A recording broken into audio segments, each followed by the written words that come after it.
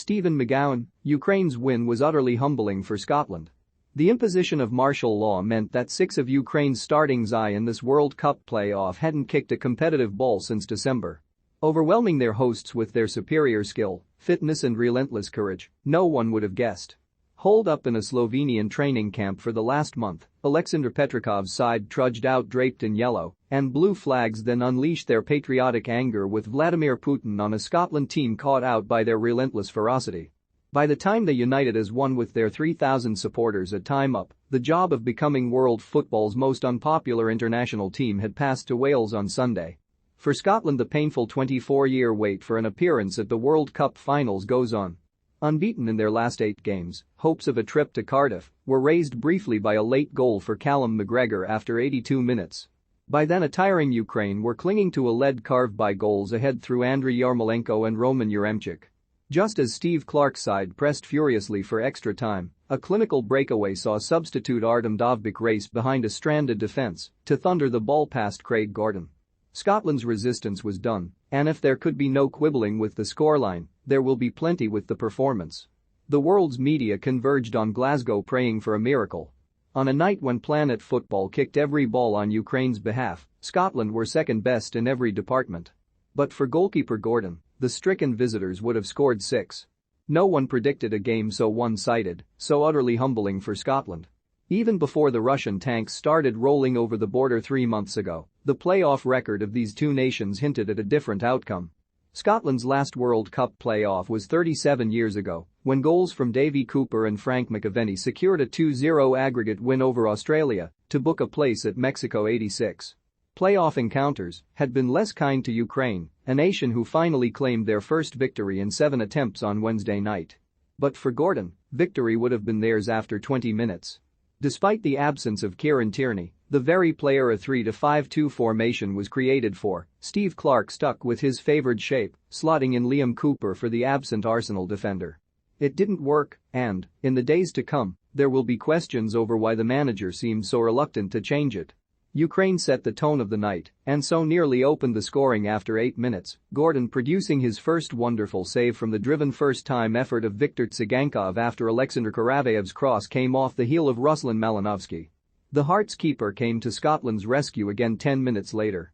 Ukraine cut the home defense apart with alarming ease once more when Yaremchuk's attempt to turn and shoot in the area was foiled by the toe of McGregor. The Celtic captain succeeded only in diverting the ball into the path of Yarmolenko in front of goal. You'd have bet money on the West Ham man nudging Ukraine into the lead.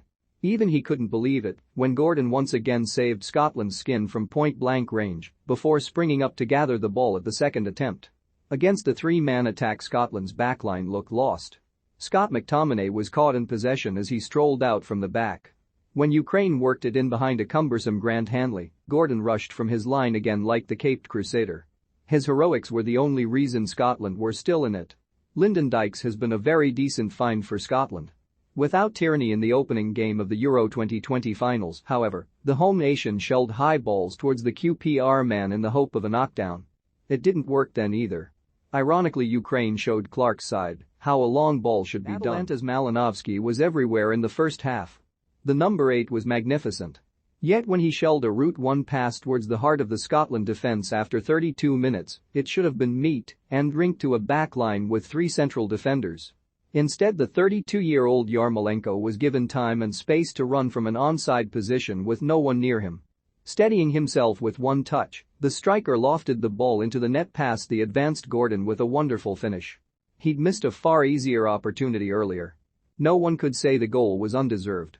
Watched by the footballing world, Ukraine had risen to the occasion. In contrast, Scotland looked like the team struggling with mental and physical duress. To have any chance of playing Wales in the playoff final, something had to change. The arrival of Ryan Christie for Dykes signalled a necessary change of personnel, if not formation. Any hope Scotland had of a rapid fightback proved pitifully short-lived. Ukraine doubled their lead after 48 minutes, and once again the defending from Scotland was abysmal. A lofted cross from Karavayev was lobbed into a crowded area where Ukraine, a nation whose bravery can't be doubted, had 5 players waiting. It only needed one, the powerful figure of Yaremchuk, to outjump the static duo of McTominay and Aaron Hickey to nod the ball low past Gordon for 2-0. Ukraine's goal sparked a round of prolonged boos around Scotland's national stadium. Their team were being comprehensively outclassed, and the home support could scarcely believe what they were watching. Playing like men possessed, Ukraine looked liable to score every time they crossed the halfway line. Oozing confidence, Yarmolenko glided past a weak challenge at the edge of the box to clatter in a shot which Gordon did well to beat away. Watched by their legendary former manager Andriy Shevchenko, the score was 2-6. Scotland's last remaining hope was tiredness. After an hour of playing like men possessed, Ukraine finally started to show signs of fading. Just about. John McGinn, so often Scotland's scoring talisman, missed an astonishing chance to get Scotland back in the game after 67 minutes.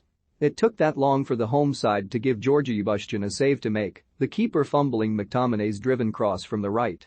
When it bounced for the head of McGinn 6 yards out, a goal looked certain.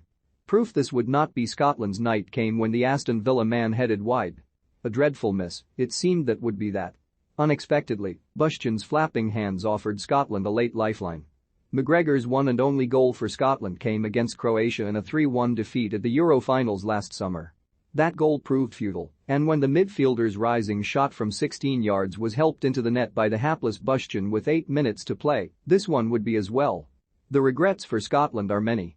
Another World Cup gone. The failure to apply any pressure on Ukraine's iffy keeper until it was too late is merely one on a long list.